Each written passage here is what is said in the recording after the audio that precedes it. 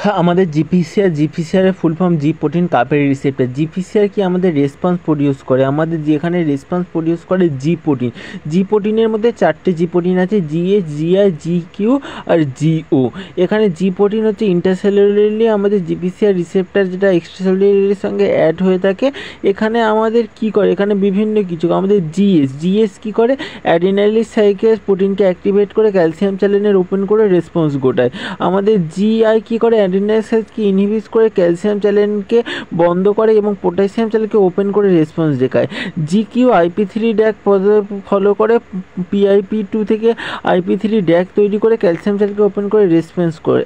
আর জি আমাদের ও কি এ কোনো কিছুর ওপর কোনো প্রোটিন এনজাইমের ওপর ওয়ার্ক করেনি। এ কী করে, ডাইরেক্টলি পটাশিয়াম চ্যানেলকে ওপেন করে আমাদের দেখায়। আমাদের এখানে কি 7 ট্রান্সমেমব্রেন হেলিক্যাল পাথ হয়ে থাকে, এক প্রান্তে NH2 অন্য প্রান্তে CH থাকে। এটাকে সার্ভেন্টাইন পাথ রিসেপ্টরও বলা হয়, কারণ এখানে হচ্ছে আমাদের স্নেক লাইক স্ট্রাকচার থাকে। এবার এর সঙ্গে যখন আমাদের কোনো লিগ্যান্ড বাইন্ড হলো, এখানে 3টে সাব ইউনিট থাকে। জিএস এর সঙ্গে যুক্ত আছে আলফা, বিটা আর গামা। আলফার সঙ্গে জিডিপি যুক্ত থাকে, জিডিপি রিপ্লেস হয়ে জিটিপি হবে যখন লিগ্যান্ড এসে বাইন্ড হবে।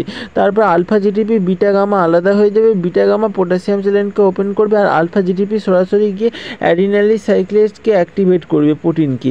এখন অ্যাডিনাইলিক সাইকেল অ্যাক্টিভেট হবে তখন এটিপি অ্যাডিনোসিন টাইফসফেট ক্যাম্পে পরিণত হবে, যেটা সেকেন্ডারি মেসেঞ্জার। তারপর সেখান থেকে ফসফোকাইনেজ অ্যাক্টিভেট হবে আর ফসফোকাইনেজ এদিকে গিয়ে ক্যালসিয়াম চ্যানেলকে ঘটায়। একটা ক্যালসিয়াম আসবে, ক্যালসিয়াম একটা স্পার্ক ঘটাবে, যে কী করবে, সাইটোপ্লাজমিক রেটিকুলামে গিয়ে বাইন্ড হবে রাইনোডিন রিসেপ্টরের সঙ্গে, তখন আমাদের ক্যালসিয়াম রিলিজ হবে। আর ক্যালসিয়াম কী করবে, ক্যালসিয়াম টোপিনের সঙ্গে বাইন্ড হবে, দিয়ে এখানে এমএলসিকে মানে ফসফোরাইলেট করবে, অ্যাক্টিন মায়োসিন একে অন্যের উপর স্লাইড হবে, আমাদের মাসেল কন্ট্রাকশান হবে। এইভাবে একটা কাজ করে।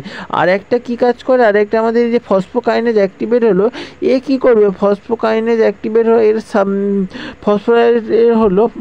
ফসফোকাইনেজের 4টে সাব ইউনিট থাকে, একটা রেগুলেটরি ইউনিট, একটা ক্যাটালাইটিক ইউনিট। রেগুলেটরি অ্যান্ড ইউনিটের সঙ্গে ক্যাম্প বাইন্ড হবে, আর এখানে হচ্ছে 4টে ক্যাম্প মলিকুল বাইন্ড হতে পারে হচ্ছে এর সঙ্গে।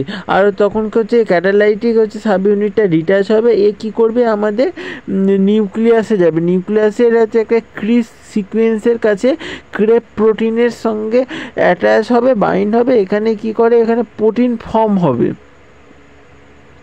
সেল পলিফারেশনে হেল্প করে। এখানে হচ্ছে এখানে ক্যাম্প অ্যাক্টিভেট হবে, দিয়ে হচ্ছে বিভিন্ন রেসপন্স প্রডিউস করবে।